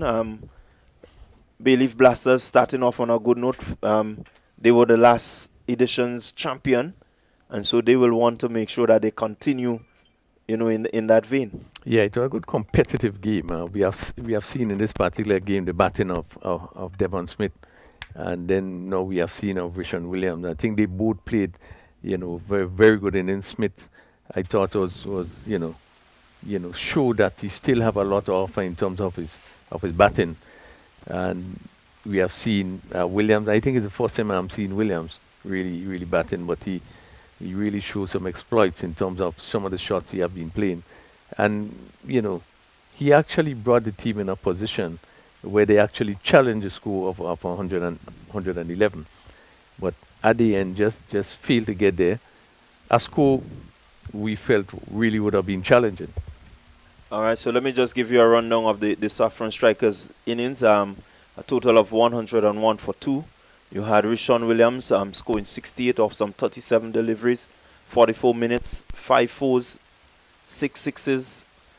He also had 16 dots in between, a strike rate of 183.78. You had Gian Benjamin, LBW, to Hamilton for no score, 1 ball faced.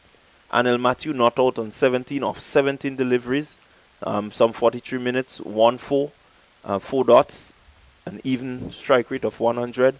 And Ryan John, he had 11 from 5 deliveries, 4 minutes, 2 fours, strike rate of 220. Bowling for the Bayleaf Blasters, Neil Pascal, 2 overs, 9 runs, no wickets. And you had Kamal Hamilton, 1 over, 15 runs, 1 wicket. Kelshon Andrew, 2 overs, no maidens, 16 runs, no wickets, 1 wicket, sorry. No wickets, right? No wickets. Shaba Noel, very important over that he bowled. He went for 25 off his 2 overs, no wickets. And Nyron Belfon, the man that was given the task of closing the innings, 2 overs, 18 runs, 1 wicket. And so Richard Rogers, he had 1 over for 16 runs, no wickets. Very good outing by the Bayleaf Blasters. They have done just what it takes to ensure that they get the victory here today. Yeah, well, this is 2 top teams that played in the tournament the last edition, and I would have thought certainly Saffron Striker would have been closer to the finals last year. That didn't work out, but they certainly would have played very well. It was very competitive, and at the end, Bayleaf Blasters continued to hold the edge over Saffron Strikers, playing a better all-round game. I thought that Saffron Strikers did really give a little scare in terms of the batting in the middle. So once again, the score, Saffron Strikers 101 for 2, and they were trying to get down to 112 for victory. Bayleaf Blasters winning by 10 runs. This time we probably going to just go down to the field. I think Cherise is there. She's going to have a presentation. Over to you, Cherise. And for the season 3 of the Dream 11 Spice T10, we have added some very exciting prizes to incentivize the players' performances during the match. So the first special prize we want to announce will be the Powerade Top Striker of the match, and that goes to the player who hit the most sixes in his encounter. So the winner of the first Powerade Top Striker of the match goes to none other than Rishon Williams of Saffron Strikers, who hit a whopping 6 sixes in today's match. The presentation will be done by Assistant Tournament Director Kerry Frank.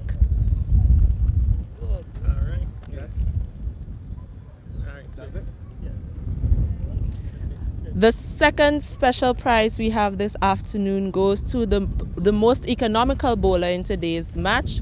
That prize is also sponsored by Powerade. So the prize for the Powerade most economical bowler of today's match goes to none other than the birthday boy, Neilon Pascal. And that would he had an economy rate of 4.5, and that presentation is also done by Mr. Kerry Frank.